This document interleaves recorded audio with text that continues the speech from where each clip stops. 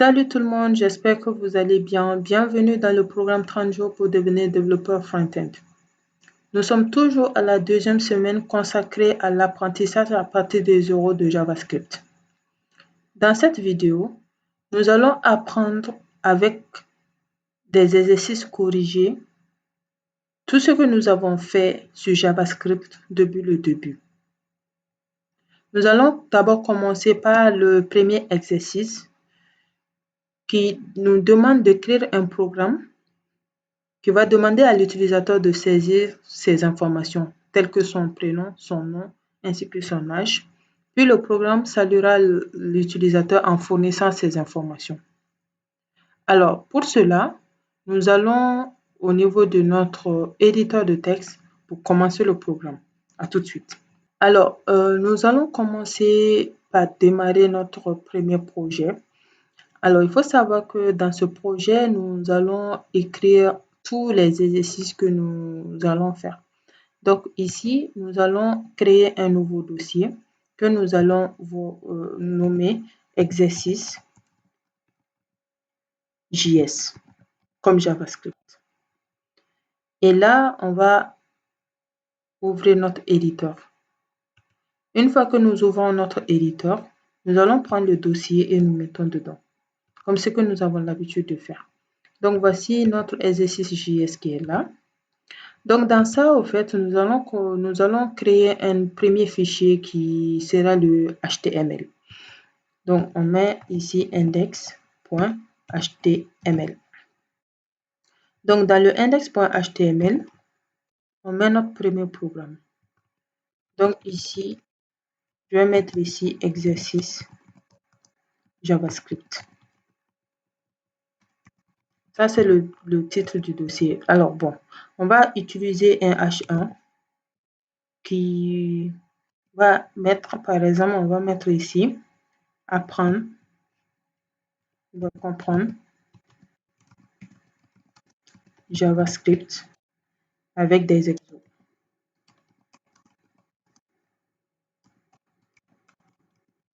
Voilà. Donc, voilà ce que nous allons faire. Alors maintenant, comment va se passer les exercices? Dans le même dossier, nous allons faire tous les exercices. Alors, ici, bon, là, on ne va pas ajouter du CSS. C'est juste l'objectif de ce TP, c'est tout simplement apprendre du JS. Alors, nous allons maintenant, à l'intérieur ici de ce dossier exercice JS, nous allons créer des fichiers avec l'extension JS. Vous venez de voir que nous avons exercice 1, donc on a plusieurs exercices qui sont numérotés.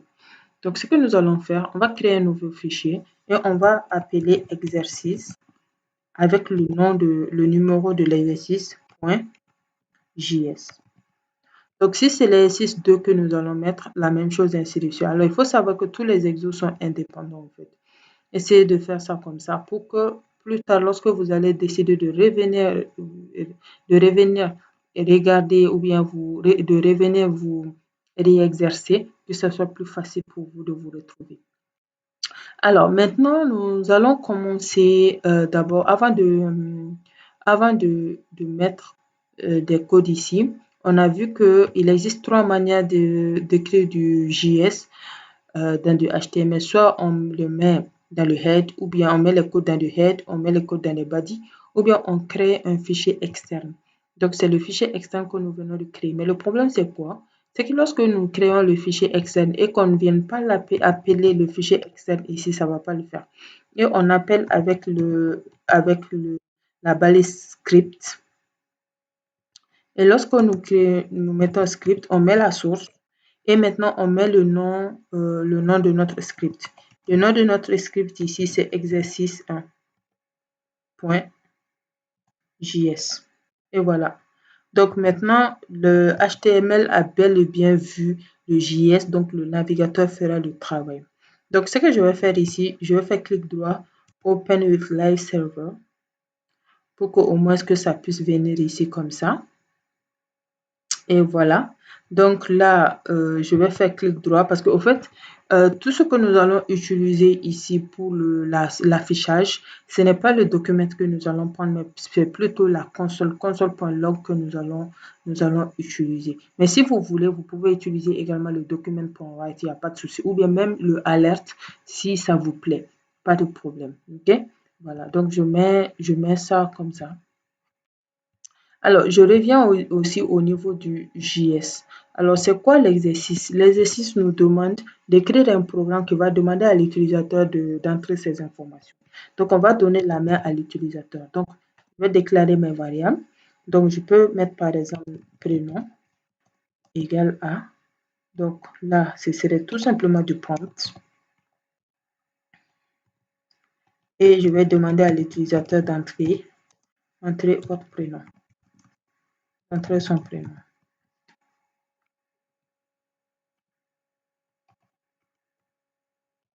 Donc, on va également déclarer le let en tant que nom. Ce serait également du prompt. On va lui demander d'entrer son nom.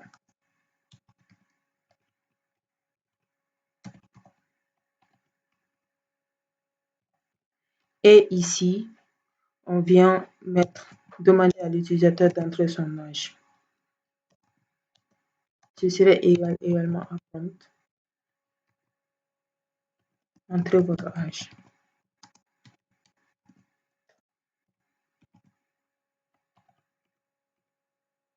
Voilà. Donc là, nous venons de faire la déclaration. Maintenant, nous allons tout simplement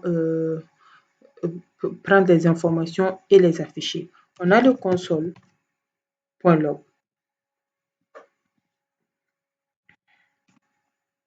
Et on a dit que le programme va saluer l'utilisateur en fournissant ces informations. Donc, par exemple, je vais mettre ici salut.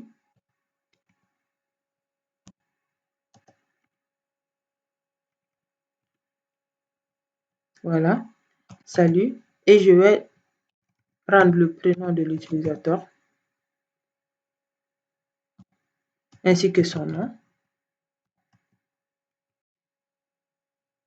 Et je vais lui dire, par exemple, vous avez donc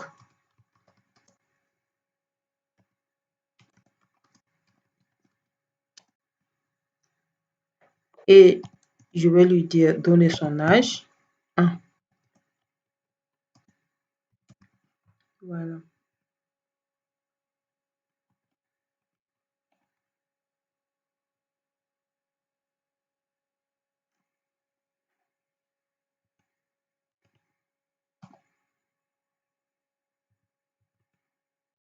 Et voilà.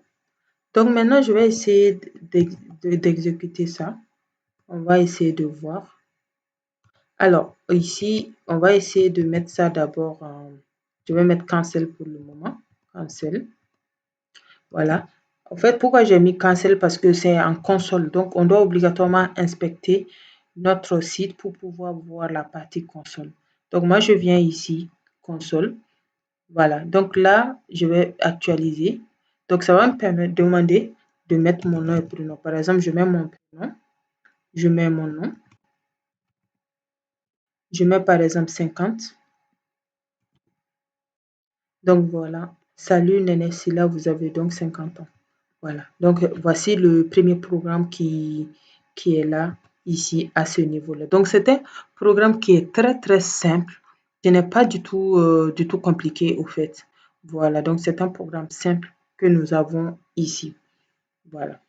Alors, j'espère que vous avez compris le premier programme. Nous allons passer au deuxième programme, bien sûr. Nous sommes maintenant au niveau du deuxième programme qui nous demande de donner notre âge et le programme va afficher si nous sommes majeurs ou mineurs. Donc pour cela, nous allons retourner encore au niveau de notre éditeur pour pouvoir concevoir ce petit programme-là. Alors, qu'est-ce que nous allons faire ici? On va tout simplement prendre la même chose. Donc, je vais écrire, je vais tout simplement, voilà, exercice 2.js. Voilà. Alors, pour que ça soit plus facile, je viens au niveau du CSS et du HTML, n'oubliez pas. Au lieu de 1, je vais tout simplement effacer le 1, je mets le 2 et c'est tout. Comme ça, les deux ne vont pas essayer de les deux ne vont pas essayer de s'exécuter en même temps. Alors, maintenant, on a dit de d'écrire le programme qui permet qui permet à l'utilisateur de donner son âge. Et lorsque l'utilisateur donne son âge, ça va vérifier si l'utilisateur est majeur ou bien si l'utilisateur est mineur. Donc, on vient ici, on va déclarer l'âge. Alors, il faut savoir que là, vous avez deux choix. Par exemple, on a mis let, let, let, mais on peut également utiliser le constant. Il n'y a pas de souci. On peut également utiliser le const parce qu'au fait, au fur et à mesure que nous, dans le même programme que nous allons coder, on ne va pas venir encore changer l'âge de l'utilisateur. Au fait, on ne va pas faire ça. Donc, on va tout simplement demander à l'utilisateur de donner son âge en tant que constante. Au fait, il n'y a pas de souci. Donc, on va venir ici entrer votre âge. Et là, on va lui dire parse float, parse int, pardon. On peut lui dire parse int, c'est mieux. Voilà. Je vous conseille d'utiliser le casting directement ici parce qu'on va venir faire la vérification, de l'entier au fait, quoi. Voilà. Donc ici, on demande à l'utilisateur d'entrer son âge et lorsque l'utilisateur entre son âge, on va faire la vérification avec le if. Donc if âge.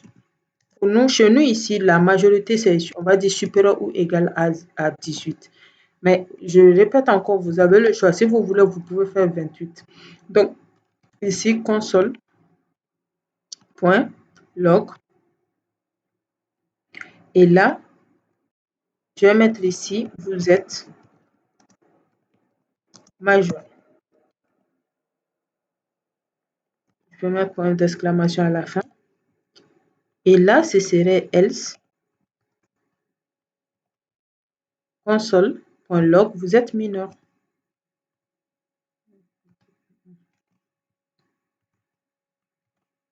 Voilà, vous êtes mineur. Et voilà. Donc, on va essayer d'exécuter cela. Voilà. Donc, par exemple, je vais mettre ici 23. Vous êtes majeur. Et là, je reviens. Je mets par exemple 12. Et vous êtes mineur. Alors, là, c'est vraiment une manière très, très simple de gérer ça.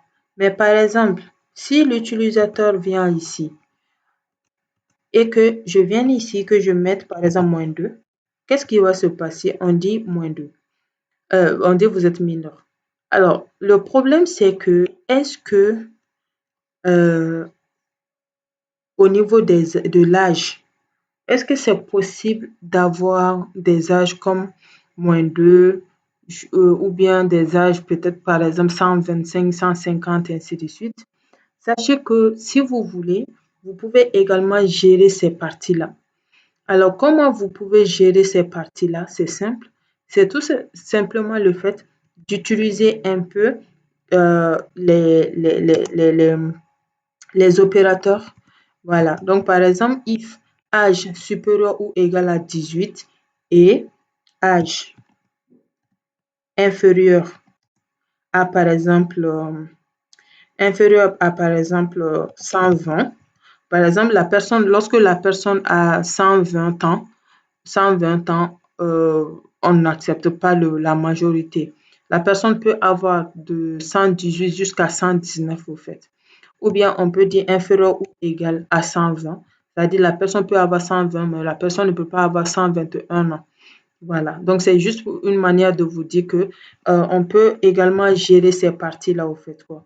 Donc par exemple, lorsque je mets 123, ça dit vous êtes mineur. Pourquoi? C'est logique parce que on a dit que lorsque vous êtes à ces niveaux-là, vous êtes majeur. Sinon, vous êtes mineur. Alors, c'est le sinon là que nous allons changer maintenant.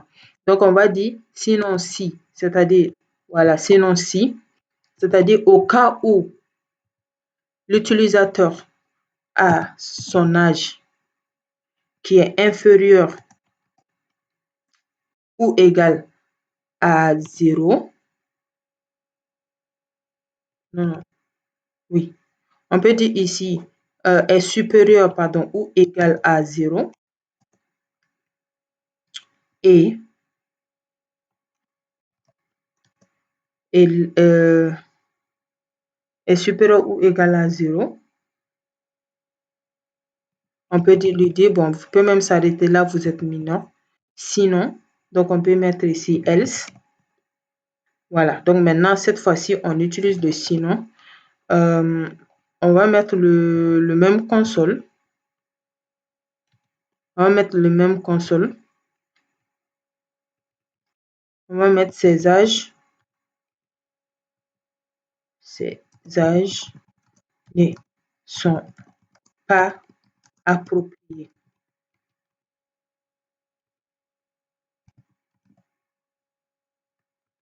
Voilà, excusez-moi pour les accents, j'utilise un correctif. Donc, ces âges ne sont pas appropriés. On va venir ici. On va mettre par exemple -1. Ces âges ne sont pas appropriés. Ou bien cet âge n'est pas, bon, disons-nous, cet âge n'est pas approprié, c'est mieux. Cet âge n'est pas approprié. Alors, il faut savoir une chose, hein, lorsque vous devrez coder, vous ne devrez pas vous n'est pas approprié. Voilà. Donc, je disais que lorsque vous devrez coder une solution, ne vous arrêtez pas, ne vous suffisez pas à ce que l'on voit directement. Il faut essayer également de voir les contraintes et de gérer les contraintes. Par exemple, ça, c'est une contrainte. Ici, l'utilisateur peut mettre -1, -2, ainsi de suite, des valeurs négatives. Et on sait très bien qu'en âge, il n'y a pas de valeur négative. Alors, l'utilisateur peut également mettre des âges qui sont vraiment trop supérieurs, qu'on sait que ce n'est pas possible de les avoir. Alors, il faut gérer ces parties, ces contraintes et tout ça. C'est hyper important. Alors, l'utilisateur également peut mettre n'importe quoi au fait au niveau de la réponse que vous devrez aussi gérer pour que ça ne puisse pas faire bugger votre application. Donc, par exemple, ici, je mets 0. Lorsque je mets 0, vous êtes mineur, bien sûr. Lorsque je mets, par exemple, -4, ce tâche n'est pas approprié. Alors, je vais essayer, par exemple, 1000 ans. Voilà, je vais essayer par exemple 1000 ans. Et lorsque je mets 1000 ans, on a également un problème. Lorsque la personne a 1000 ans, la personne n'est pas mineure. Cet âge normalement n'est pas approprié. Alors, pour gérer ce problème-là, parce qu'on ne l'a pas géré ici, on a juste mis else if âge est supérieur ou égal à 0. On doit également donner un intervalle au fait. On peut dire également âge inférieur à 18. C'est-à-dire que l'âge est dans l'intervalle fermé de 0, c'est-à-dire 0 fait partie, à 17, c'est-à-dire jusqu'à 18, mais 18 ne fait pas partie. Donc là, ça c'est correct. Donc là, vous êtes mineur. Donc normalement, de 121 jusqu'à plus l'infini, ça doit être, cet âge n'est pas approprié. Donc on va tester encore. Je vais mettre ici 1000. Ce tâche n'est pas approprié. Voilà, c'est hyper important de le savoir ici à ce niveau-là. Ce tâche n'est pas approprié. Donc, c'est tout simplement pour vous montrer que l'utilisation des, l'utilisation des opérateurs, que ce soit les opérateurs de conditions qui sont là, ainsi que les opérateurs logiques qui sont là également, c'est très important. Alors, voilà un peu le programme, l'exercice numéro 2 que nous venons de faire et j'espère que vous avez vraiment bien compris. Voilà.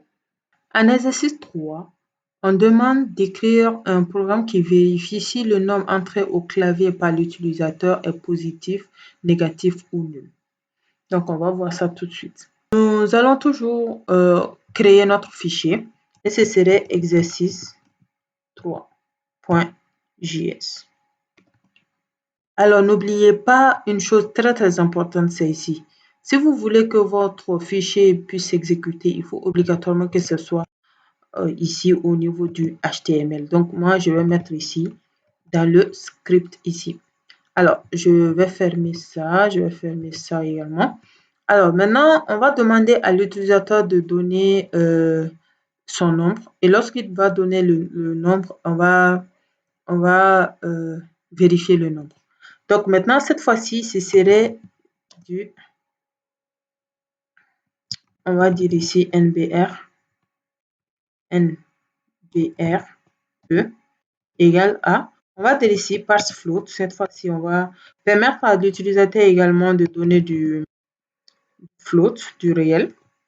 Donc, on va dire ici entrer votre nombre.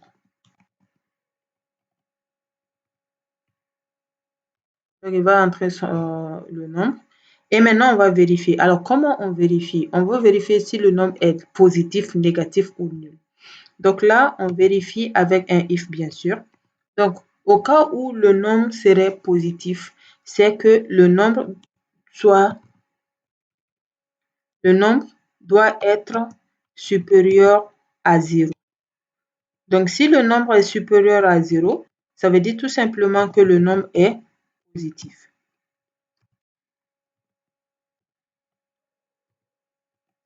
Donc, par exemple, on va mettre ici est positif.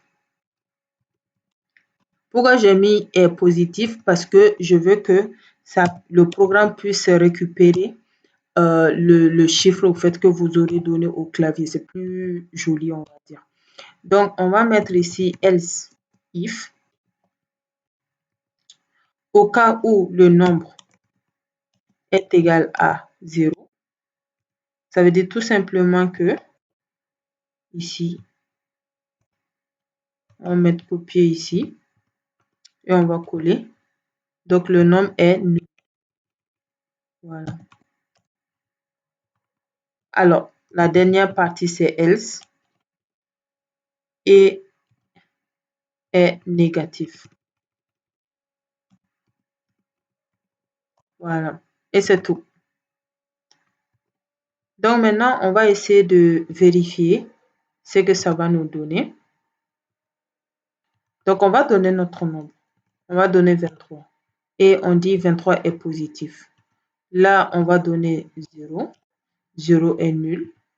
Et ici, par exemple, on va donner moins 3. Moins 3 est négatif. Donc, vous voyez que c'est également un programme qui est très simple aussi. Donc, voilà, j'espère que vous avez bien compris.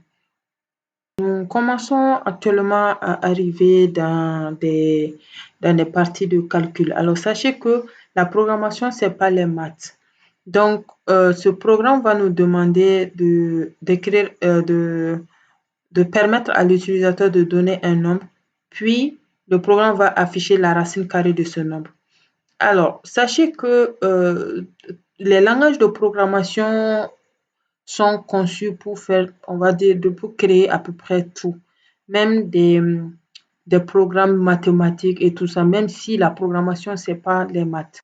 Donc, au fait, il faut savoir que les langages de programmation ont ce qu'on appelle des fonctions prédéfinies. Ça fera objet d'un chapitre également que nous allons étudier, voir quelques fonctions qui sont déjà prédéfinies dans JavaScript et des fonctions que nous pouvons créer aussi au niveau de JavaScript. Alors, sachez qu'il y a des fonctions de maths, c'est-à-dire c'est des bibliothèques mathématiques qui nous permettent de faire des calculs mathématiques via des fonctions. Et c'est ce que nous allons utiliser pour pouvoir gérer ce programme-là. Alors, il faut savoir que plus vous faites d'exercices, plus vous allez découvrir beaucoup de choses parce qu'on ne peut pas tout voir en même temps ici. Surtout que ce programme-là, c'est pour les débutants. Donc, il y a des choses qu'on ne peut pas vous enseigner à ce niveau-là, mais c'est à vous vraiment de faire beaucoup de recherches, de faire beaucoup d'exercices de TP et tout. Et là, vous allez découvrir beaucoup de choses au fait. Donc, ceci étant, nous allons passer à l'élaboration de notre programme avec notre éditeur VS Code. Nous venons ici dans notre VS Code et nous allons toujours la même chose, créer notre fichier. Et cette fois-ci, ce serait le fichier 4.js.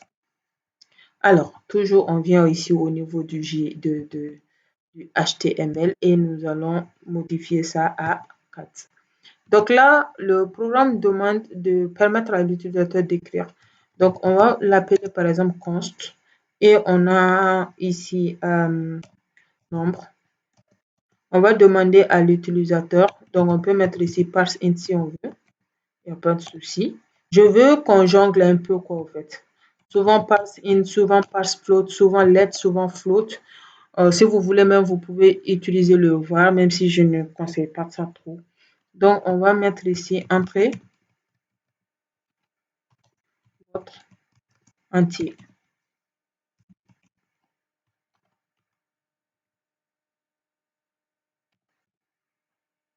On va mettre ici entrer votre entier. Alors, ici, lorsque l'utilisateur entre son entier, on va tout simplement calculer la racine carrée de ce nombre-là. Aussi simple que ça. Donc là, ce serait ici let. On va mettre ici racine. Alors, la fonction qui permet de créer la racine carrée, c'est la fonction SQRT. C'est cette fonction-là qui permet de calculer la racine carrée. Bon, chaque langage de programmation a sa façon d'utiliser la fonction. Par exemple, aussi au niveau de JavaScript, vous devez écrire obligatoirement le mot math, point. Et là, vous voyez qu'on a beaucoup de fonctions qui sont là. On a floor, max, min, round, random, etc., etc. Abscisse, cosinus, sinus, ainsi de suite. Cosinus, sinus, tangente, tout ça. Il y a tout ça. Il y a pow, il y a log, et tout ça, tout ça. Nous, on va plutôt utiliser le SQRT. C'est le SQRT qui permet d'utiliser la racine carrée. Alors, lorsque vous mettez math, par exemple, ça vous amène beaucoup de fonctions que vous pouvez utiliser. On a les logarithmes et tout ça. Voilà, exponentielle et tout, hypoténuse et tout ça, tout ça. Donc là, je vais sélectionner le SQRT. Et au niveau de SQRT, on va tout simplement mettre un nombre dedans et c'est tout. Donc, voici la racine carrée. Et là, qu'est-ce que nous faisons? On va tout simplement donner console.log.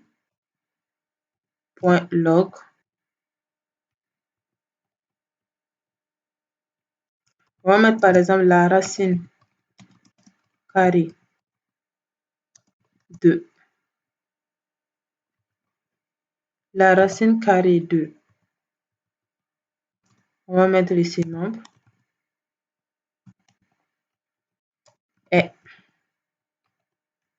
Et on va récupérer. Ce serait racine.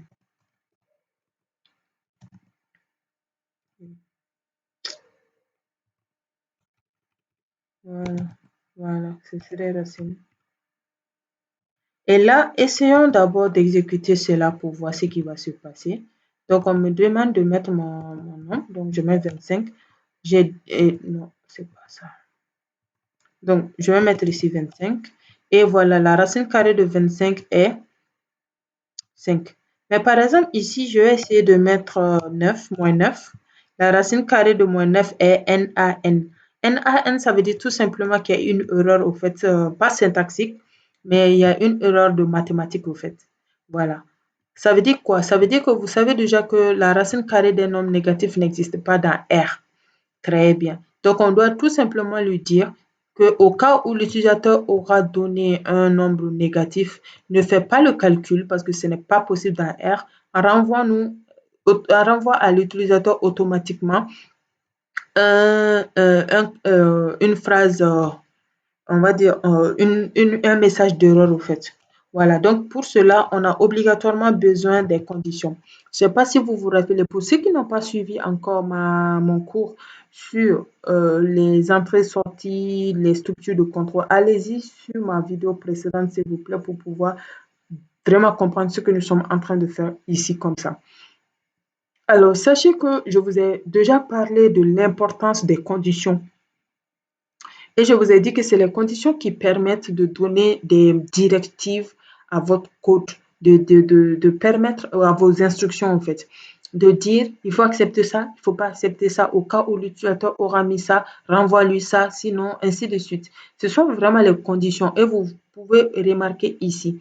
Là, lorsque j'ai mis racine carrée d'un nombre négatif ici, moins 9, ça vous a donné NaN. NaN, ça veut dire tout simplement que il n'y a pas d'erreur syntaxique, mais ça, ce n'est pas possible au niveau des calculs mathématiques directs, au fait, de basique. Voilà, basique. Voilà. Donc, pour cela, on vient tout simplement, on dit if nombre est supérieur ou égal à 0, donc on va lui demander de faire tout ce travail-là. C'est-à-dire au cas où l'utilisateur aura donné un nombre positif ou égal à 0, il doit accepter et puis faire le calcul. Et on va lui dire sinon, c'est-à-dire else, on va tout simplement lui demander d'envoyer un message d'erreur, console.log. Et le message, c'est à nous de décider. Par exemple, on va mettre ici, la racine carrée d'un nombre négatif n'existe pas dans R. La racine carrée d'un nombre négatif n'existe pas.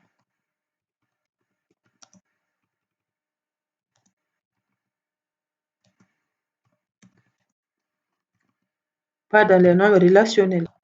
Et voilà. Donc, voilà un peu ce que nous avons. Donc, on va essayer de retourner.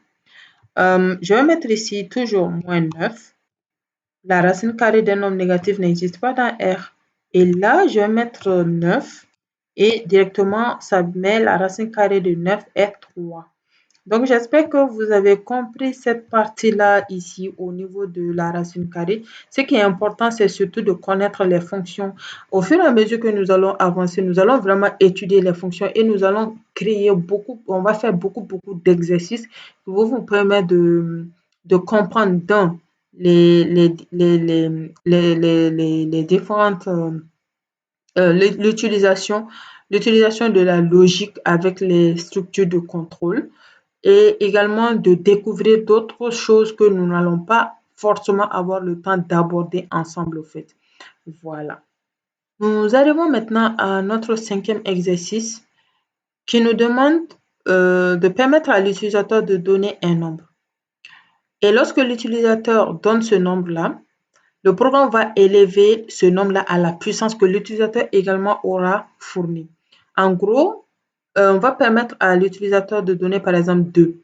Et lorsque l'utilisateur donne 2, on va demander encore à l'utilisateur, donne-nous la puissance que vous voulez. L'utilisateur peut par exemple mettre 3 et ça sera 2 à la puissance 3 et le programme va faire le calcul. Donc, on va sur notre éditeur et nous allons faire ce travail-là.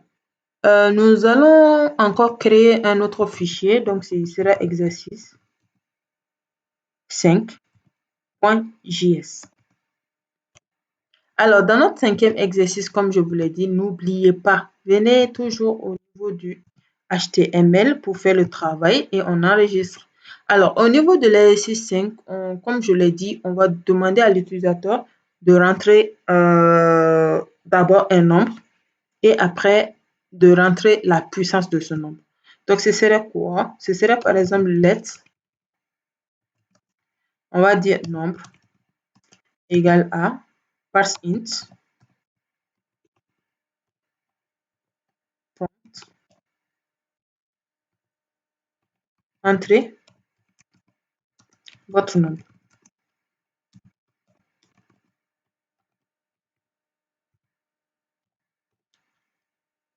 Donc, l'utilisateur va rentrer son nombre. Donc, on va mettre ici puisse. On va mettre également le parseInt, toujours prompt. Et cette fois-ci, on va demander à l'utilisateur d'entrer la puissance. Entrez la puissance que vous voulez. La puissance que vous voulez.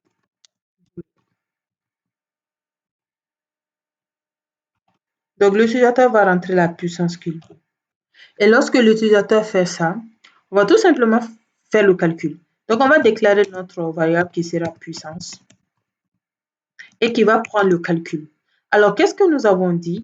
On a déjà fait le SQRT et moi, je vous ai expliqué que au niveau du SQRT, on a la fonction math. Ici aussi, on a la fonction math et lorsqu'on met math point, vous allez voir, on a SQRT ici toujours et on a power, power comme power. Power, ça veut dire puissance. Et qu'est-ce que nous mettons?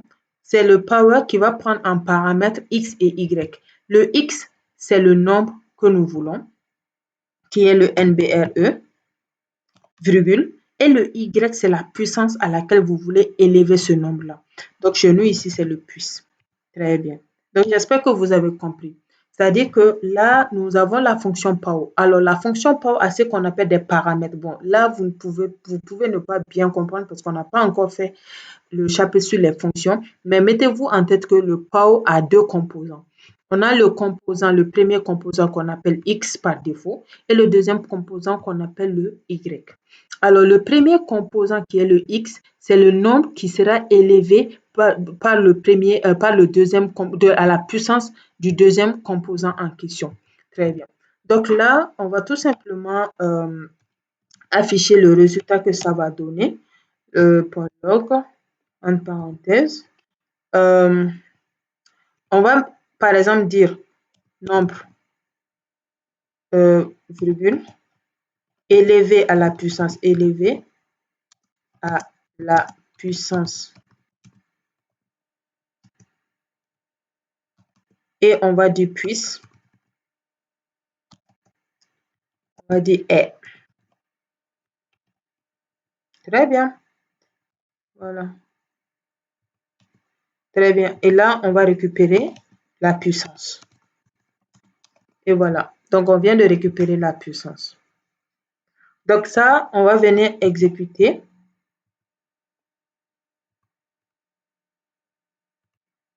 Donc, par exemple, je vais mettre ici 2. Vous voyez, entrez votre nombre 2. Et lorsqu'on met entrée, on dit entrez la puissance que vous voulez. Par exemple, je mets 3. Donc, 2 élevé à la puissance 3 est 8. Et voilà. Donc, j'espère que vous avez bien compris 3, 4. 3 élevé à la puissance 4 est 81. On va mettre ici, par exemple, 2 à la puissance 7. 2 élevé à la puissance 7 est 128. Donc, j'espère que vous avez bien compris ici ce que nous avons fait et la fonction que nous avons utilisée. Alors ici, ce qui est très important, c'est la fonction qu'on vient de découvrir encore, c'est-à-dire la fonction power. Je vous conseille vraiment d'aller faire quelques recherches. Par exemple, vous pouvez aller tout simplement sur Google et vous mettez fonction mathématique en JavaScript. Donc, ça va vous donner un peu la liste de quelques fonctions avec leur usage et ça vous permettra de mieux comprendre. Donc, nous allons voir l'exercice 6 ensemble. Nous avons notre sixième exercice qui nous demande d'écrire un programme qui va demander à l'utilisateur de donner 3 entiers. Et lorsque l'utilisateur donne 3 entiers, ça va vérifier et afficher le maximum entre ces 3 entiers. On retourne au niveau de notre éditeur et nous allons créer notre fichier qui va s'intituler exercice 6. Aïe, aïe, aïe, exercice 6.js. Je vais renommer. Vous voyez que lorsque je mets seulement exercice 6, ça ne me donne pas le fichier que je veux. Donc là, je vais mettre 6 ici pour enregistrer. Et je vais fermer ça, je ferme ça, ça. Et voilà. Alors, nous allons d'abord déclarer nos trois entiers qui seront appelés des consts. Je vais mettre par exemple A, je vais const A égale A. Je peux dire par exemple parse int. Et je vais je vais demander à l'utilisateur d'écrire ce qu'il veut. Entrer le premier nombre.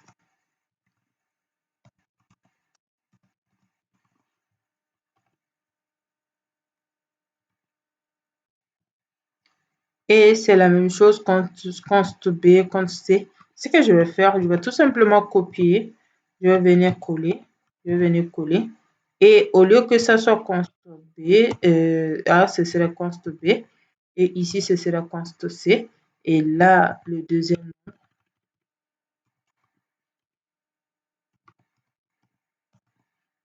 Et là, le troisième nombre.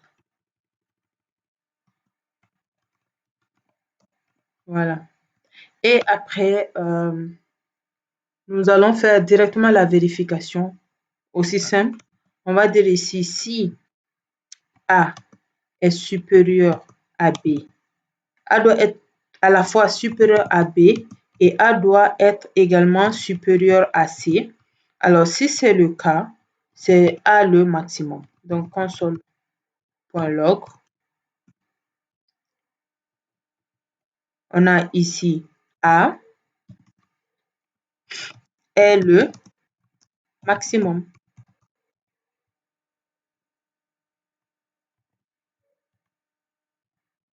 Alors, maintenant, on a else if. Cette fois-ci, on va faire la vérification au niveau de B. Donc, A doit être inférieur à B, ou bien vous pouvez mettre B supérieur à A, il n'y a pas de souci. Si vous savez que comme ça peut vous faire,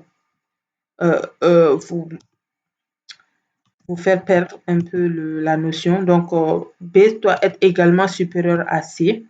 Donc, il faut que les deux conditions soient vérifiées pour que B soit le maximum. Donc, on copie ici aussi. Et là, je viendrai coller. Et là, directement, je vais mettre B. B est le maximum. Alors, ou bien, else, et directement, C est le maximum.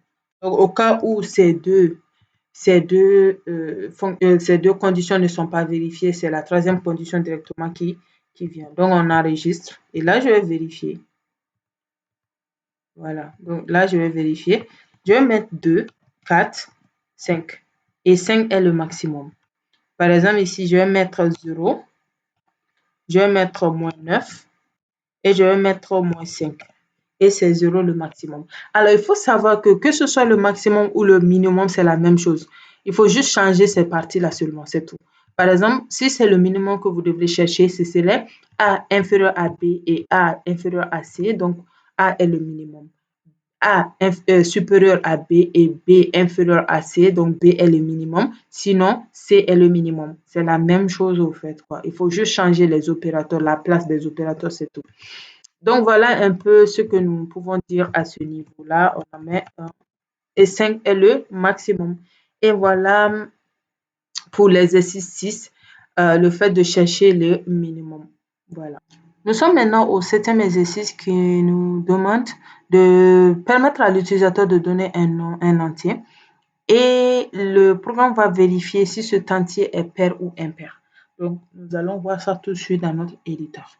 Nous allons maintenant créer notre fichier qui serait exercice numéro 7.js.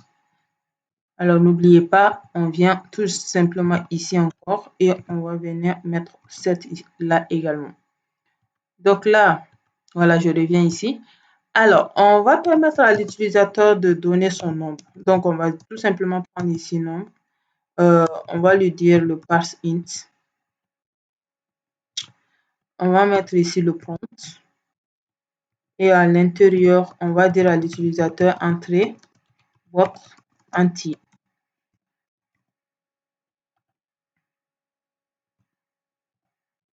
Alors, ici, pour vérifier qu'un nombre est pair ou bien impair, il faut savoir que le reste de la division par 2 doit être égal à 0.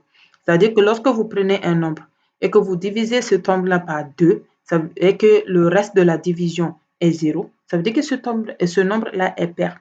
Mais si ce n'est pas 0, c'est-à-dire que ça ne tombe pas, ça veut dire que ce n'est pas un nombre pair, c'est plutôt un nombre impair. Donc là, on va mettre la condition.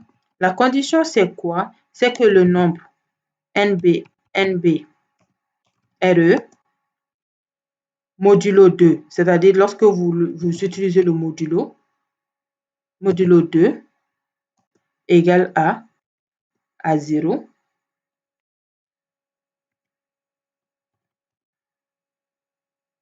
Ça veut dire tout simplement que le nombre est pair. Donc, c'est console.log.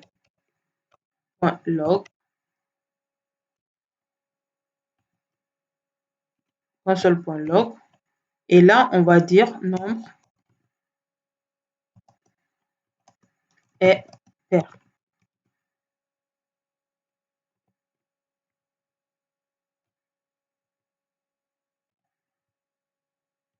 Sinon, on a console.log est impair.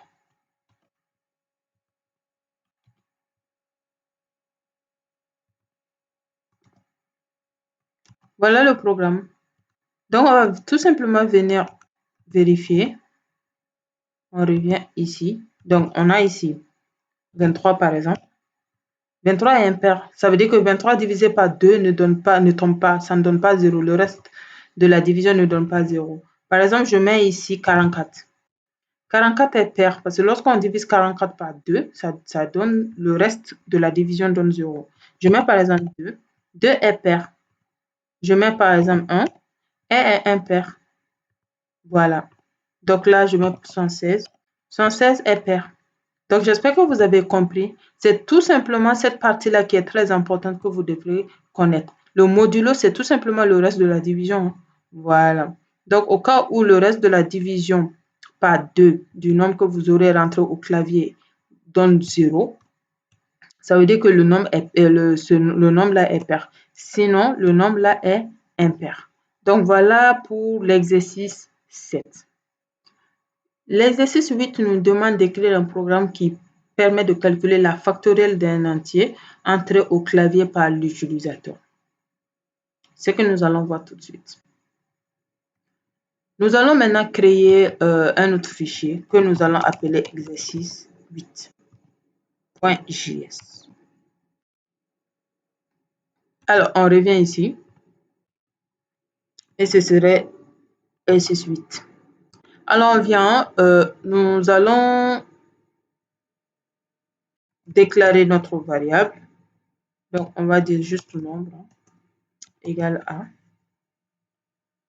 parse int. On met du prompt à l'intérieur. Donc, entrez votre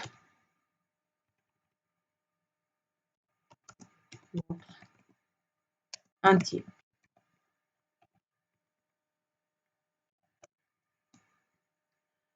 On va demander à l'utilisateur de rentrer son entier. Alors, on va déclarer également une autre variable qu'on va appeler le fact comme factoriel. Et on va donner la valeur 1. On va initialiser la valeur de factoriel. Vous allez savoir un peu plus tard pourquoi, je vais vous expliquer. Donc maintenant, on a dit de créer un programme qui permet de calculer la factorielle. Donc, je vais donner par exemple ici, je vais mettre la boucle for. Donc, on a ici for. On va déclarer la variable d'itération qu'on va appeler par exemple i. For i égale à 1, on commence par 1. I inférieur ou égal à nombre.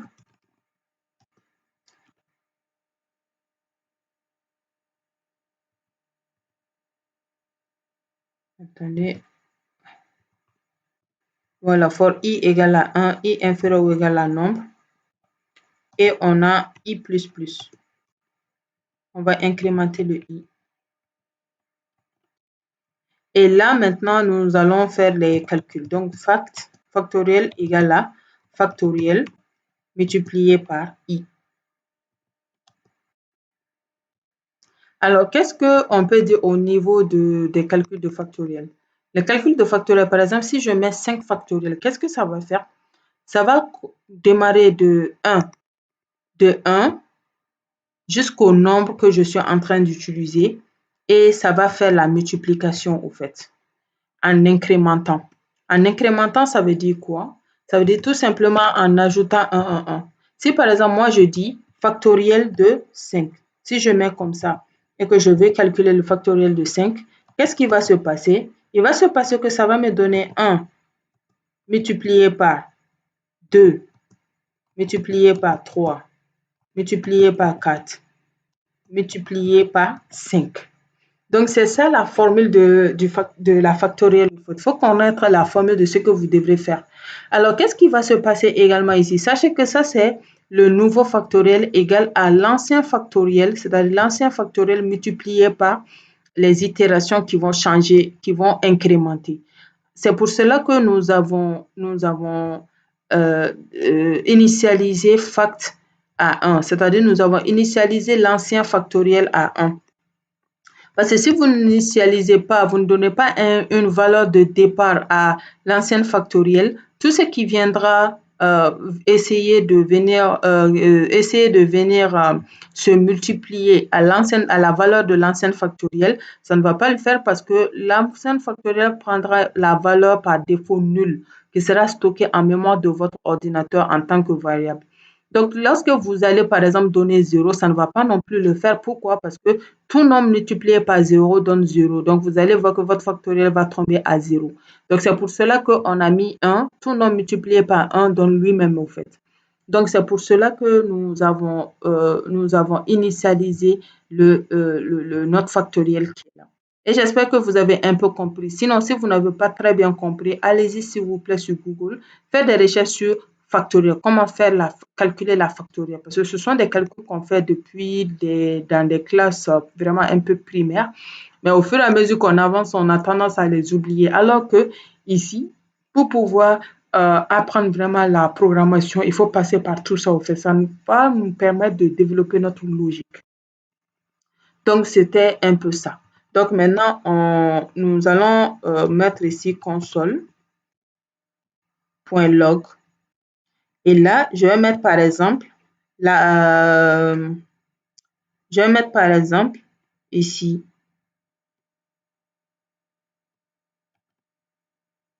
le nombre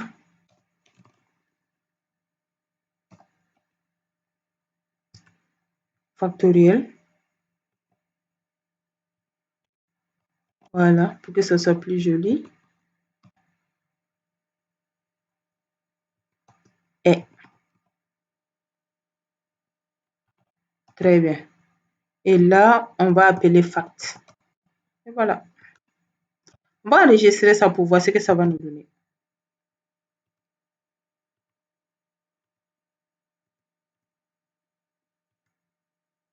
Par exemple, je mets 5. Alors, bon, j'ai un petit problème que je n'aime pas trop. Par exemple, vous pouvez voir que ça me donne ici 5 factoriel est 1, 5 factoriel est 2, jusqu'à la bonne réponse qui est là. Ça, je n'aime pas. Je n'aime pas pourquoi? Tout simplement parce que je ne veux pas que ça me donne tout ça ici. Alors, qu'est-ce que je fais? Je viens tout simplement ici. Alors, vous pouvez remarquer pourquoi, peut-être que vous allez vous poser la question, pourquoi ça a mis tout ça? Tout simplement parce que moi, j'ai mis ça à l'intérieur de la boucle, ce qui ne doit pas être fait au fait. Normalement, je ne dois pas mettre tout ça à l'intérieur de la boucle. C'est pour cela qu'on appelle le for loop boucle. Ça veut dire tout simplement que ça permet de faire la répétition. Donc, c'est pour cela que lorsque je mets nombre, c'est-à-dire le 5 que j'ai mis, 5 factoriel est, ça va m'afficher le nombre de fois que possible le 5 factoriel. Voilà, ça va me l'afficher 1, 2, 3, 4, 5 fois parce que je lui ai dit for 5 au fait. Voilà. Donc, ce que je vais faire, je vais tout simplement prendre ça, la partie ici. Je vais mettre console.log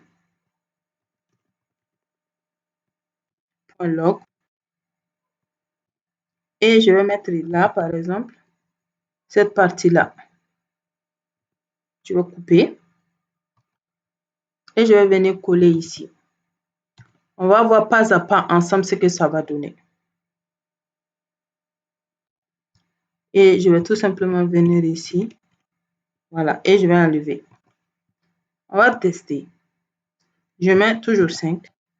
Et ici, vous pouvez remarquer que ça donne la même chose. Et ce qui n'est pas bon. Alors, je vais tout simplement venir ici.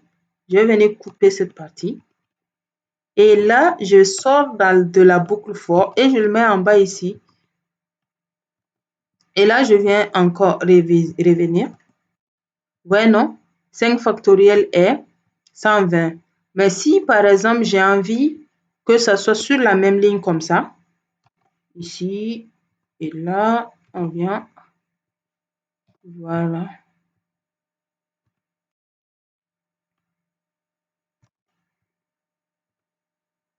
Je mets 5. Et voilà, sur la même ligne, 5 factoriel est, et là, ça me donne la réponse. Et une seule réponse, ça ne fait pas la boucle. J'espère avec cet exemple-là que vous avez compris l'intérêt de la boucle. Lorsque on dit boucle, ça veut dire la répétition. C'est pour cela même qu'on dit structure de contrôle répétitive, itérative ou boucle. ça va répéter le nombre de fois que vous lui avez donné. C'est pour cela que là, le console.write et le console.log ici, je l'avais mis à l'intérieur de la boucle, ça a répété autant de fois que possible. Ça, je ne voulais pas. Moi, je veux juste que ça m'affiche le résultat final, que ça ne vienne pas essayer de m'afficher tout en même temps. Voilà, donc j'espère vraiment que vous avez bien compris cet exemple-là. En exercice 9, on nous demande d'afficher la table de multiplication d'un entier qui sera rentré au clavier par l'utilisateur. Donc, on va essayer de voir ce que nous pouvons faire à ce niveau. Viens dans notre éditeur et nous allons tout simplement écrire encore exercice 9.js. Et voilà. Donc, on revient ici. Au lieu de 8, on le remplace par 9. Alors, on retourne dans notre exercice 9. On nous demande d'afficher la table de multiplication. Alors, je vais essayer de faire un peu simple.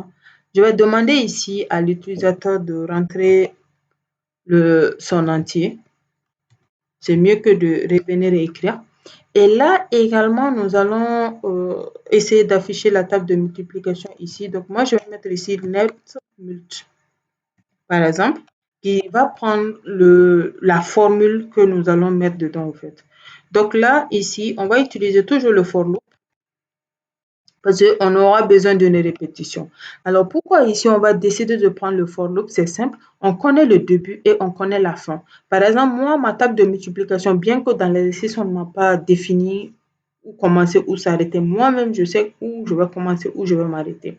On a l'habitude de voir que lorsque on fait la table de multiplication, par exemple, dans les écoles primaires, on commence de 0 et on s'arrête à 10. Par exemple, une fois 0, une fois 1, une fois 2, jusqu'à une fois 10. Ou bien 5 fois 0 jusqu'à 5 fois 10, ainsi de suite. Donc, nous, on va faire la même chose.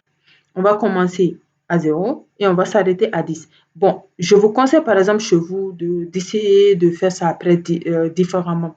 Par exemple, vous pouvez essayer de tester des nombres négatifs et venir à un nombre positif, ainsi de suite. Au lieu de vous arrêter à 10, vous pouvez aller à 20, 30, ainsi de suite. Mais moi, je vais utiliser une simple table de multiplication que nous avons l'habitude de voir. Voilà, donc ici, on va déclarer notre variable qui sera let, par exemple, i, toujours i. Mais sachez que le fait d'utiliser i n'est pas obligatoire, mais par convention, tous les développeurs utilisent i, au fait, pour le premier for loop. Le deuxième for, c'est j. Le troisième for, c'est k. Voilà, souvent, on va arriver à ce niveau-là. Lorsqu'on va vraiment bien avancer, on va voir souvent des for loops, l'utilisation de plusieurs for loops. Au lieu d'utiliser un seul for, on va utiliser 2 à 3 for en fait. Voilà, donc ça c'est possible aussi. Donc là, moi je vais commencer ma table de multiplication à partir de 0. Je vais m'arrêter à partir de 10 inclus, donc inférieur ou égal à 10. Et on va incrémenter i++, c'est-à-dire on va incrémenter i au fait. Voilà. Par exemple, ça va quitter de 0, ça va ajouter 1. Ça va ajouter 1 encore, ainsi de suite, jusqu'à arriver à 10. Lorsqu'il va arriver à 10, il va s'arrêter. Donc là, je vais essayer de mettre la table de multiplication. Donc, ce serait mult égale à le nombre que l'utilisateur va mettre au clavier. Par exemple, lorsque l'utilisateur va mettre 5, on va faire la multiplication. 5 multiplié par i qui va itérer, c'est-à-dire 5 fois 0, 5 fois 1, 5 fois 2, jusqu'à 5 fois 10. Donc, voilà. Donc, c'est la même chose que nous venons de voir au niveau de l'exercice 8. On ne va pas mettre le résultat à l'intérieur, au fait. À l'intérieur du truc, on va mettre à l'extérieur. Donc, par exemple, ici, je peux mettre ici console.log, si je veux. Et ici, je vais mettre ici la table de multiplication de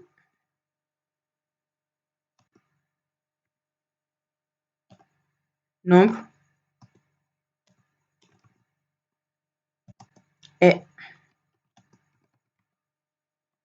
et voilà. Ici, quand même, ce n'est pas grave parce qu'on va mettre la table de multiplication de nombre et après, on va afficher la table de multiplication. Donc, lorsque nous mettons la table de multiplication de nombre est. Alors, cette fois-ci, différemment de ce que nous avons vu de l'autre côté, on va mettre la répétition à l'intérieur au fait de la boucle for. Donc, pour cela, nous allons tout simplement encore utiliser le console.log. Et ici, nous allons mettre par exemple,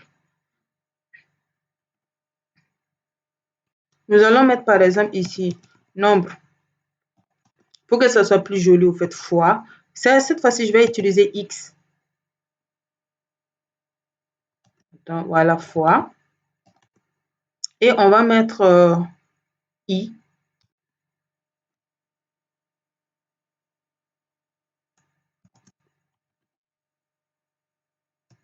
Égal. Et là, on va mettre le résultat mult. Et voilà. Donc, enregistrons ça et puis voyons ce que ça va nous donner.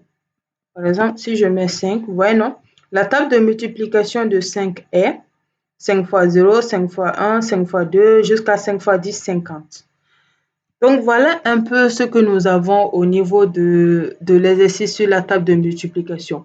Alors, pourquoi on a mis le console.log à l'intérieur? Tout simplement parce que le console.log, et lorsqu'on le met à l'intérieur de la boucle, ça permettra de faire l'itération, c'est-à-dire la répétition. Donc, ça va répéter au nombre de fois.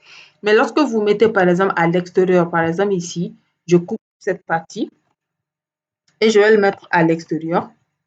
Vous allez voir ce qui va se passer. Je retourne. Par exemple, ici, je vais mettre 4. Et vous voyez, non? Et puis, le prix, c'est que, attends, E is not defined. Ouais, je l'ai défini juste à l'intérieur ici. Ça ne va pas donner là. Bon, par exemple, ici, bon, essayons de définir let I à l'extérieur et enlevons ça. C'est juste un exemple. Après, on va redevenir. C'est juste pour vous montrer ce que ça donne. Par exemple, je mets 4. Vous voyez, non? Ça dit ici 4 fois 11 égale à 40. Ce n'est même pas bon. En fait, le résultat n'est même pas correct au fait. Donc, on met ça à la place. Très bien. Et là, on vient, on met par exemple 9. 9 fois 0 jusqu'à 9 fois 10. Et voilà, vous venez de créer une table de multiplication. Et j'espère que c'est vraiment bien compris. N'hésitez pas d'aller reprendre encore chez vous. Voilà. Notre exercice 10 nous demande d'écrire un programme qui demande à l'utilisateur de rentrer un entier, puis faire la somme de tous les entiers inférieurs ou égaux à ce nombre. En gros, cet exercice fait référence un peu à notre factoriel, mais la factoriel va utiliser les multiplications. Ça va multiplier tous les nombres inférieurs ou égaux au nombre que l'utilisateur aura mis au clavier. Alors que ici, ça va prendre tous les nombres inférieurs également ou égales, mais ça va faire l'addition. Donc, on se dit à tout de suite pour la pratique avec l'exercice 10.js.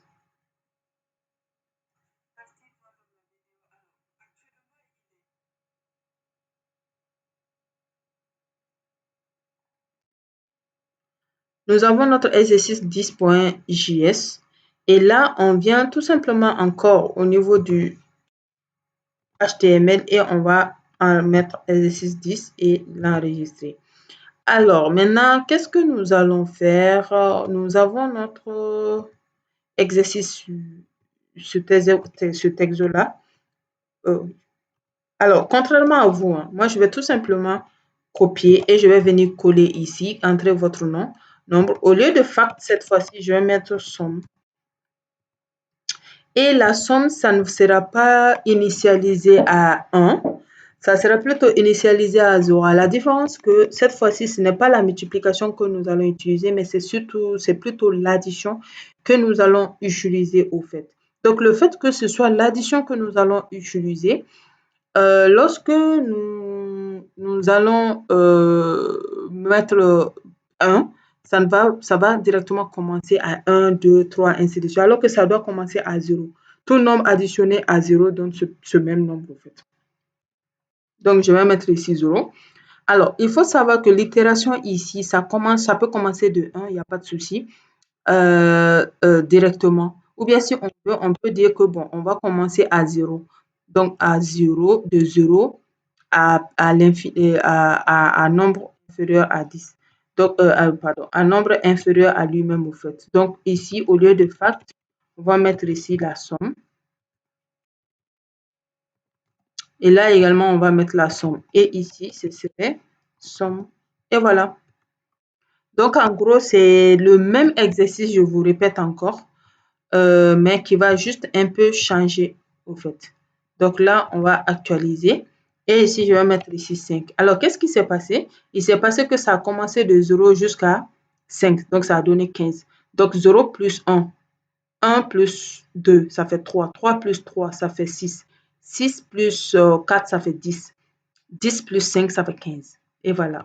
Donc, on va mettre ici. Donc, 0 plus 1, ça fait 1. 1 plus 2, ça fait 3. 3 plus 3, ça fait 6. Et voilà. Donc, voilà. J'espère que vous avez bien compris cet exercice-là, qui est un exercice qui n'est pas du tout compliqué. Bon, au lieu de nombre factoriel, hein, oh, pardon, excusez-moi. Donc, on va mettre ici la somme des nombres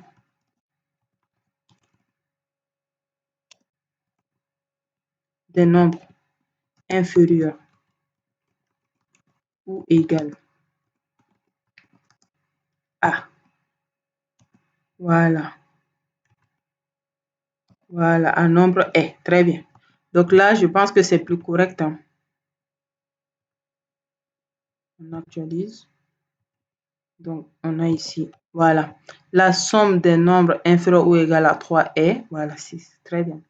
Alors, j'espère que vous avez compris et c'est bon. Nous avons maintenant notre exercice 11 qui va nous demander d'utiliser la boucle while. Alors, l'exercice nous dit d'écrire un programme qui demande à l'utilisateur de donner un entier.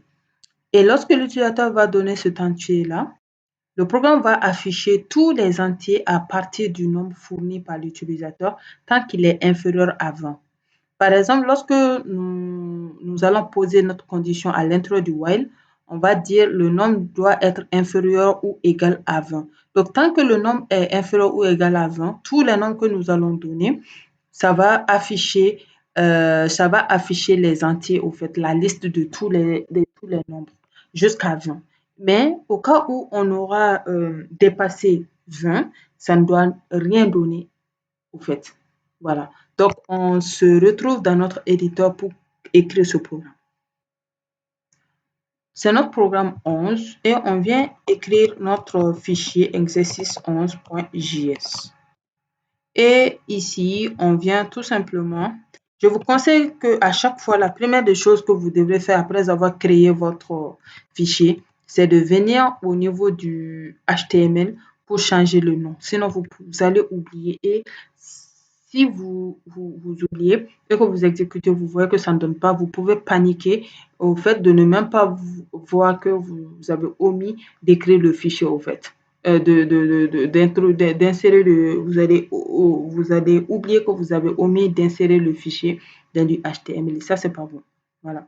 Alors, maintenant, nous allons demander à notre utilisateur de donner le nombre en question. Donc, nombre égale à parse int. Et on va donner le prompt. Ici, ce serait entrer votre nom ou votre entier, comme vous voulez. OK. Donc, on a demandé à l'utilisateur d'entrer son entier. Et là, on va utiliser la boucle while comme on l'a dit. Alors, la condition, c'était quoi? La condition, c'était que le nombre que l'utilisateur aura mis au clavier soit inférieur ou égal à 20. Donc, tant que c'est inférieur ou égal à 20, on va afficher la liste. La liste, ça va s'incrémenter. Donc, on a ici console.log.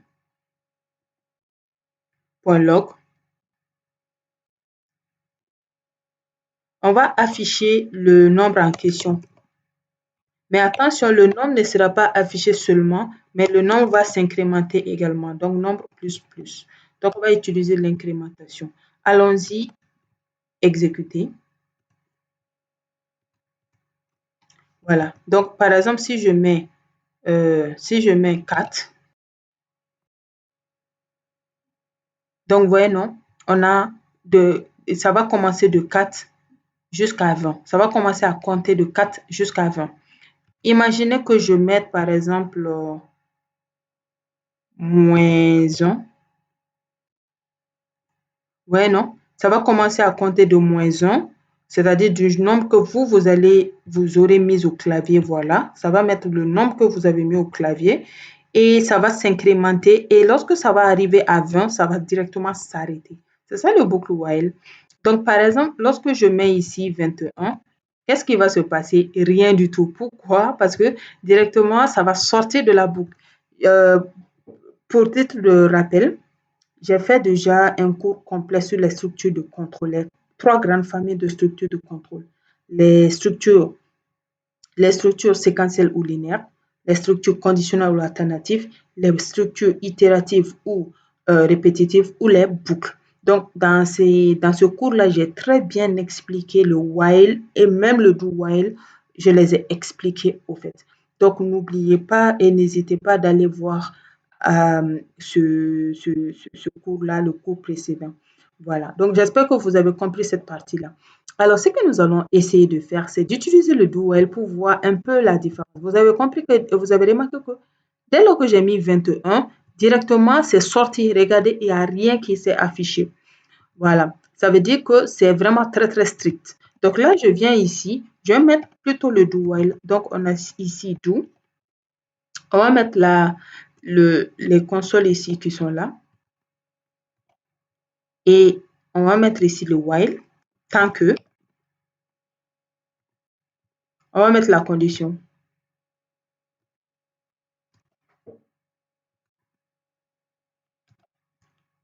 Point virgule à la fin.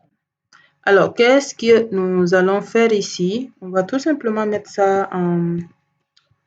Voilà. Voilà.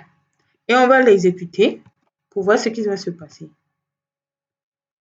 Voilà. Par exemple, je mets ici 3. Vous voyez que ça donne le même résultat.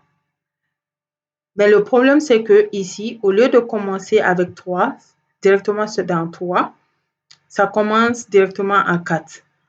Mais je vais mettre par exemple ici, c'est 45. Vous voyez, non? Au moins 45, c'est affiché. Vous voyez que là, il y a un problème.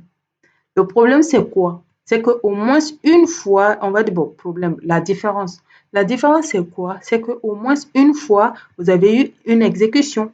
Voilà. Alors que, avant de quitter, alors que au niveau du while, vous avez remarqué que l'exécution ne se fait même pas une fois. Sinon, au cas où c'est vrai, ça donne pratiquement la même chose au fait. Quand je mets 4 et vous voyez que ça commence je m'étais trompée, j'avais mis 4 au lieu de 3. Ça commence à 4 et ça termine. Donc, en gros, au cas où la condition elle est vérifiée, les deux sont pareils. Mais au cas où la condition n'est pas vérifiée, les deux ne sont pas très pareils, hein. Il y a une petite différence au niveau de l'exécution du code. La boucle while quitte directement sans exécuter, alors que la boucle do while exécute une seule fois avant, au moins une seule fois avant de quitter. Ça, c'est dû à son syntaxe au fait. Par exemple, la syntaxe d'ici au niveau de la boucle while, ça va d'abord vérifier avant de faire le traitement. Alors que au niveau du do while, ça fait d'abord le traitement avant de faire la vérification. Et j'espère que cette fois-ci, vous avez vraiment bien compris la différence entre le while et le do while grâce à cet exemple. Notre exercice 12 va nous demander de créer une calculatrice basique qui permet à l'utilisateur de choisir les opérations suivantes, l'addition, la soustraction, la multiplication, la division. Alors, on va s'arrêter à ces trois calculs-là, mais si vous voulez, vous pouvez en ajouter, par exemple, la puissance, le modulo, la racine carrée, ainsi de suite, il n'y a pas de souci. Je vais tout simplement vous montrer simplement comment on peut gérer la calculatrice basique en utilisant ici les switches et le case. Alors, toujours au niveau du cours précédent que j'ai fait, on a expliqué le switch et le case. On a dit que le switch et le case s'appellent la conditionnelle particulière. Alors, particulière, pourquoi? Parce qu'elle peut être remplacée par la conditionnelle que nous avons l'habitude d'utiliser, c'est-à-dire les if, else if, else if, else if. Elle peut être utilisée avec ça.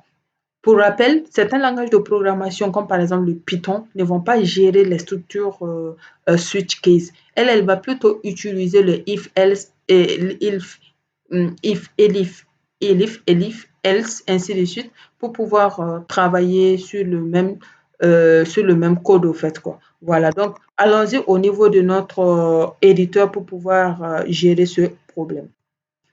C'est l'exercice 12. Donc, on vient au niveau de notre fichier et on met exercice.js. Toujours ici, on met 12. Voilà, on enregistre très bien ça. Et on vient. Alors, là, qu'est-ce que nous allons faire? Alors, notre calculatrice basique, on va tout simplement demander à l'utilisateur de mettre 2 entiers. Et lorsque l'utilisateur va mettre 2 entiers, l'utilisateur va choisir maintenant les opérateurs qu'il veut et après, il aura les informations voilà, qu'il souhaite. Donc, on va tout simplement mettre, par exemple, A égale A parse int.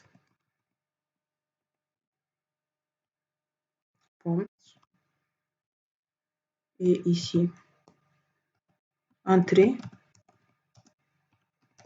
le premier entier.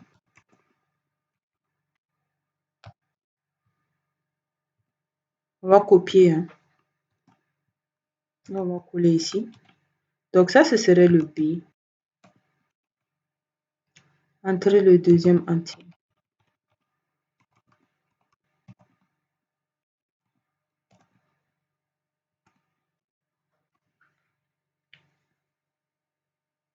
Alors, on a entré le premier entier, on a entré le deuxième entier. On va déclarer une autre variable qui va s'appeler résultat, qui va prendre les résultats au fait. Par exemple, A plus B, résultat égal à A moins B, ainsi de suite. Alors, on va déclarer une autre variable qu'on va appeler opérateur. Alors, l'opérateur, c'est quoi? L'opérateur, c'est le choix que l'utilisateur va pouvoir faire. Donc, lui, ce serait le console.log. Et pardon, c'est pas le console.log, c'est toujours le prompt. Faites votre choix entre. Alors, il faut savoir que entre, par exemple, 2 points, plus comme addition. Alors, j'expliquais qu'il faut savoir que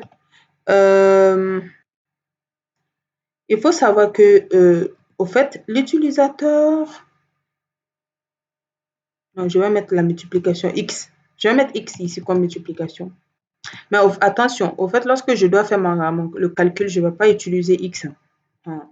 Alors, donc, j'expliquais tantôt qu'il faut savoir que lorsque vous devrez écrire un programme, il faut vraiment être clair pour que l'utilisateur puisse comprendre ce qu'il doit faire. Voilà. Parce que l'utilisateur ne connaît pas, il n'a pas créé le programme. Il n'est pas forcément informaticien. Même s'il est informaticien, c'est vous qui connaissez votre programme. Et c'est vous qui savez qui fait quoi, comment, ainsi de suite. Donc, il faut être très, très clair en donnant vos informations, en fait. Très bien. Ça, c'était une petite parenthèse, un petit conseil que vous devrez tout faire pour adopter. Maintenant que nous avons mis le choix que l'utilisateur doit faire, je vais commencer le calcul avec switch. Donc, on a switch. Et ici, switch va prendre quoi? Switch va prendre l'opérateur parce que c'est l'opérateur qui va faire tout le taf. C'est-à-dire, lorsque l'utilisateur va cliquer sur plus, ça va faire l'addition, moins la multiplication, la soustraction, ainsi de suite. Donc, c'est l'opérateur ici qui va travailler en premier lieu. Donc là, et maintenant, on a parlé de case. Voilà. Alors, ici, case, au niveau de case, on va mettre les valeurs. Moi, je veux que mes valeurs soient plus, moins, x comme multiplication, slash comme division. Donc, pour cela, c'est considéré comme des chaînes de caractères. Donc, on va mettre apostrophe. Donc, apostrophe, on va mettre plus. En gros, on vient de dire au programme, lorsque l'utilisateur va taper plus, voilà. Maintenant, faire les instructions suivantes. Alors, c'est quoi l'instruction que l'utilisateur va faire? D'abord, le programme va faire le calcul. Résultat égal à A plus B. Et ce calcul-là, c'est vous qui devrez mettre le bon résultat. Et là, après, on va faire la sortie, console.log. Et la sortie, ce serait quoi? Ce serait, par exemple, la somme de. Et on va dire A et B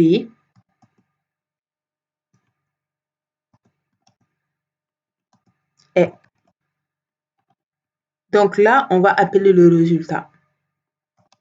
Donc, on a ici résultat. Et voilà. Et ici, n'oubliez pas d'utiliser le break. Vous avez vu la dernière fois quand on faisait le cours, je vous ai montré au cas où vous n'aurez pas utilisé le break. Vous avez vu l'erreur que ça vous donne. Ça ne donne pas de syntaxe erreur, c'est vrai, mais l'erreur d'exécution, ça donne au fait. Voilà. Donc, c'est important. Donc, ce que je vais faire, moi, je vais copier. Vous ne faites pas ça. Écrivez tout, c'est mieux. Je vous conseille ça. Parce que moi, je vais copier, je sais déjà comment faire. Donc là, je peux facilement copier et puis coller sans problème. Mais vous, je vous conseille vraiment d'écrire le tout. Ça vous permet de bien comprendre et ça vous permet également d'éviter les erreurs. Parce qu'il faut savoir que là, il y a des choses à changer. Par exemple, ici, au lieu de plus, j'ai mis moins. C'est-à-dire que ça va faire la soustraction. Résultat égal à A moins B, c'est pas A plus B. Alors, vous pouvez remarquer qu'on écrit le même résultat, c'est normal. Les codes qui sont là sont différents des codes qui sont là. Donc, les résultats ne vont même pas se voir, en fait. Et puis, on a mis le let. Donc, là, le premier ne va pas écraser le deuxième parce que c'est une boucle. Ça, c'est une boucle. Ça, c'est une boucle. Ça aussi, c'est une boucle différente, indépendante de ça, en fait. Donc, c'est pas un problème. Donc, ici, on a dit la différence de A et B est un résultat. Voilà. Donc là, je viens encore faire la même chose. Voilà. Donc ça, c'est le produit, c'est-à-dire c'est la multiplication. N'oubliez pas, la multiplication, c'est X ici. J'ai mis X. Donc lorsque vous tapez X, mais si vous voulez, vous pouvez taper étoile. Bon, ici, mettez étoile. La multiplication, ce n'est pas X, c'est étoile au fait. La X, c'est la lettre X. Voilà. Donc ici, c'est le produit. Le produit de A et B est résultat. Donc toujours la même chose, encore, case. Alors, ça, c'est slash, c'est-à-dire c'est le quotient. Donc ici, c'est slash. Et là également, je mets ici le quotient de A et B. Voilà. Donc, alors, comme on l'a dit, default est facultatif, mais il est nécessaire. Default, ce serait quoi, par exemple? Ce serait au cas où l'utilisateur aura mis quelque chose qui n'est pas bon. Donc, par exemple, si l'utilisateur met autre chose que plus, moins, X ou bien slash, que ça lui envoie un message d'erreur au lieu de lui de refuser de marcher ou bien au lieu de lui bloquer l'accès, on va juste dire à l'utilisateur choix invalide. Invalide. On peut directement lui dire ça et là, il pourra comprendre. Donc, ce que nous allons faire, on va tout simplement revenir ici à ce niveau-là. On va essayer d'exécuter le programme en question. Ici, on dit de rentrer le premier nom, le premier entier. On va mettre 3. On dit de rentrer le deuxième entier. On va mettre 2. On nous demande maintenant de faire un choix. On va mettre par exemple plus. Et là, la somme de 3 et 2 est 5. Alors, on va mettre ici 4. On va mettre ici 0. On va mettre ici la différence, pardon, le dièse, slash. Qu'est-ce que ça dit? Ça dit infinity. Ça veut dire que c'est infini. Voilà, en gros, pour ceux qui ont fait les maths, lorsque on divise un nombre par 0, c'est infini. On ne peut pas l'avoir dans R. Alors, si vous voulez, vous pouvez laisser comme ça, au fait. Mais ça, je ne vous conseille pas parce que ça, c'est JavaScript. Lui, il met Infinity. Mais certains langages de programmation vont directement bloquer votre programme. D'autres langages de programmation vont donner des syntaxes, des erreurs quelque part, ainsi de suite, ce qui n'est pas bon. Ce qu'on va faire, on va dire tout simplement à notre programme, au cas où l'utilisateur aura mis le slash, si c'est si si c'est-à-dire on va mettre la condition quoi. Si le A est supérieur à B, fais ça, sinon envoie-lui un message d'erreur. Alors 0 divisé par 0 également donne forme indéterminée au fait. OK? Donc par exemple, je reviens ici, je vais mettre ici 0, 0. Je vais mettre slash, ouais, slash. Et vous voyez, non? Très bien. Donc, ça aussi, c'est pas bon. Donc là, ça aussi, ce n'est pas bon. Voilà. Donc, un nombre divisé par 0 donne infini. Et 0 divisé par 0, 0, 0, ça donne également forme indéterminée.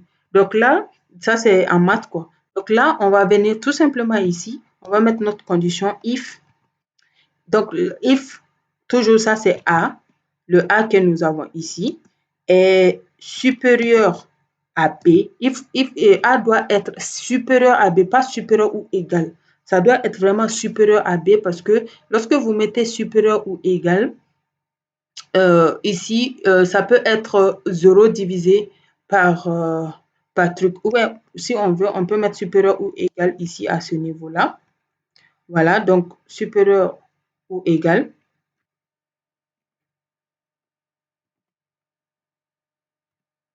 Et voilà. Donc, ce que nous allons faire, nous allons prendre tout ça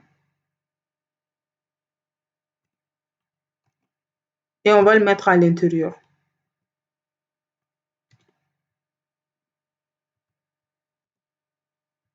Et on va mettre ici else.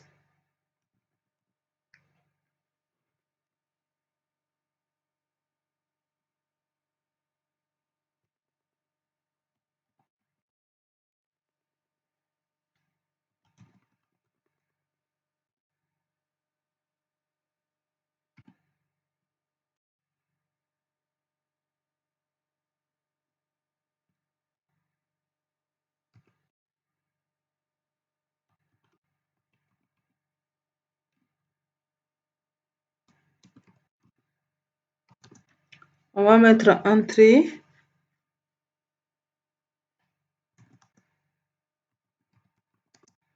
Ou bien on va mettre ici opération impossible, impossible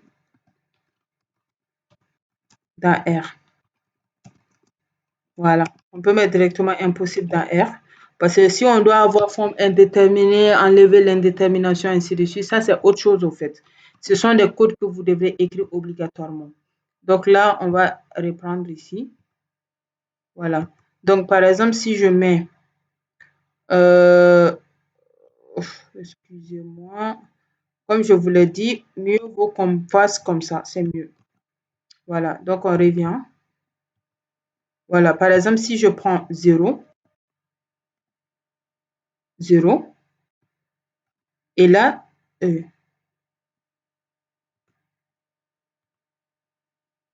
ok. Donc là, je vais prendre ici 0, 0, divisé. Et voilà, impossible dans R, c'est mieux. Donc, on a enlevé le supérieur ou égal, au fait. Ça doit être strictement supérieur à B pour que ça puisse fonctionner, au fait. Voilà, donc ça, c'est mieux. On va faire quelque chose de simple comme ça, au fait. Sinon, c'est possible encore d'utiliser autre chose pour pouvoir gérer d'autres problèmes que ça peut poser. Mais pour le moment, on va plutôt s'arrêter à ce niveau-là. Donc, par exemple, si je viens faire la soustraction, par exemple, je mets comme ça 4, je mets 7 et je mets la soustraction. Donc, vous voyez, non, la différence de 4 et 7 est moins 3. Donc, ça veut dire que ça marche réellement. Donc, voilà un peu ce que nous avons à notre 12e exercice. C'est la fin de notre vidéo sur les exercices corrigés concernant les bases de JavaScript. Merci de m'avoir écouté et on se donne rendez-vous pour une nouvelle vidéo. Mais avant, n'oubliez pas de vous abonner, d'activer la cloche de notification, de faire le maximum de partage. N'oubliez pas non plus de faire les pouces, d'appuyer sur les pouces bleus, ainsi que de mettre des commentaires. Ça va aider au référencement de la vidéo pour que beaucoup de personnes puissent voir la vidéo en question. Alors, n'oubliez surtout pas que la meilleure manière d'apprendre à coder, c'est la pratique. Donc, ces 12 exercices corrigés que je viens de faire avec vous, n'oubliez pas et n'hésitez pas du tout à reprendre chez vous encore et encore et encore. En cas de besoin, posez-moi la question. Et n'oubliez pas non plus de me suivre sur mon compte LinkedIn ainsi que allez également sur la communauté, allez intégrer la communauté WhatsApp aussi pour pouvoir avoir plus d'interactions avec moi. Merci et on se dit à bientôt pour une autre journée dédiée à l'apprentissage de JavaScript.